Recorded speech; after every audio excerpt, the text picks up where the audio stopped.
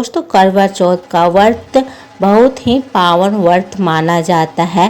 सुहागन महिलाएं अपने पति की लंबी उम्र की कामना करते हुए यह व्रत को करते हैं। तो आइए जानते हैं करवा चौथ की कहानी, करवा चौथ की कथा क्या है।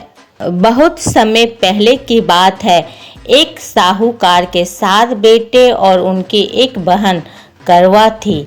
सभी 7 भाइयों अपनी बहन से बहुत प्यार करते थे, यहाँ तक कि वे पहले उसे खाना खिलाते और फिर बाद में खाते।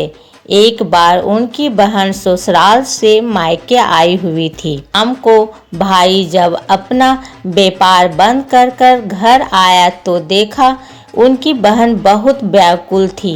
सभी भाई खाना खाने बैठे और अपनी बहन से भी खाने का आग्रह करने लगे, लेकिन बहन ने बताया कि उसका आज करवा चौथ का निर्जल व्रत है और वह खाना सिर्फ चंद्रमा को देखकर उसे अर्घ देकर ही खाना खा सकती है। चूँकि चंद्रमा अभी तक नहीं निकला है, इसीलिए वह भूख प्यास से व्याकुल हो उठी है। करवा के सबसे छोटे भाई को अपनी बहन की हालत देखी नहीं जाती और वह दूर पीपल के पेड़ पर एक दीपक जलाकर चलनी की ओट में रख देता है।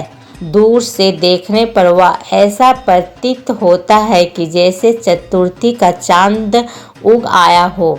इसके बाद भाई अपनी बहन को बताता है, हे बहन, देखो चांद निकल आया है, तुम उसे वर्घ देने के बाद भोजन कर सकती हो। बहन बहुत खुश हुई।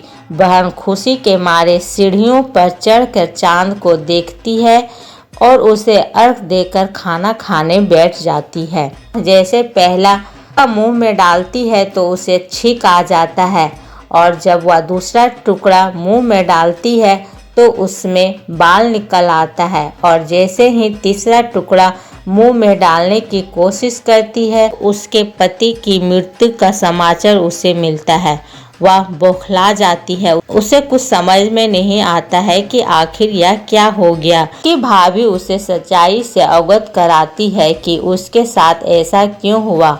करवा चौथ का व्रत गलत तरीके से टूटने के कारण देवता उससे नाराज हो गए। उन्होंने ऐसा किया। सच्चाई जानने के बाद करवा निश्चय करती है कि वह अपने पति का अंतिम संस्कार नहीं होने देगी और अपनी सात्विक से उन्हें पूर्ण जन्म दिलाकर रहेगी। वह पूरे 1 साल तक अपने पति के शव के साथ बैठी रहती है, उसकी देखभाल करती है। 1 साल बाद फिर करवा चौथ का दिन आता है।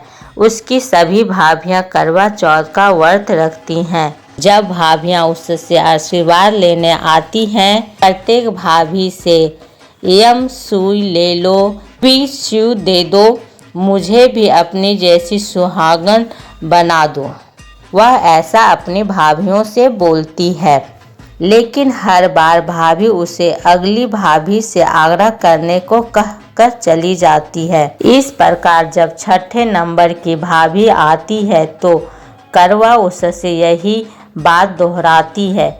यह भाभी उसे बताती है, चूँकि सबसे छोटे भाई के वजह से उसका व्रत टूटा था, तब उसकी पत्नी में भी शक्ति है कि वह तुम्हारे पति को दोबारा जीवित कर सकती है।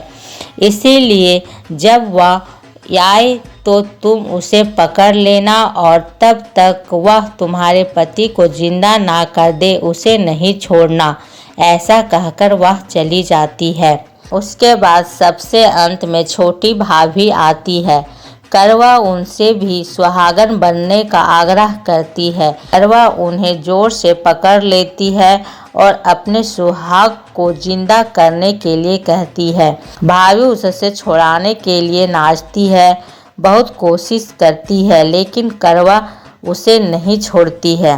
अंत में उसकी तपस्या को देखकर भाभी को बहुत दया आता है और वो अपनी ननद का मदद करना चाहती है और अपनी छोटी अंगुली को चीरकर उसमें से अमृत निकालकर उसके पति के मुंह में डाल देती है। करवा का पति तुरंत श्री गणेश कहता हुआ उठ बैठता है।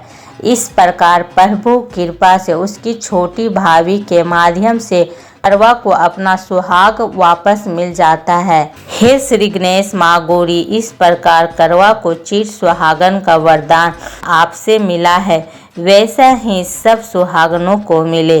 जोर से बोले करवा माँ की जय, जोर से बोले माता गौरी की जय। जय श्री गणेश की जय।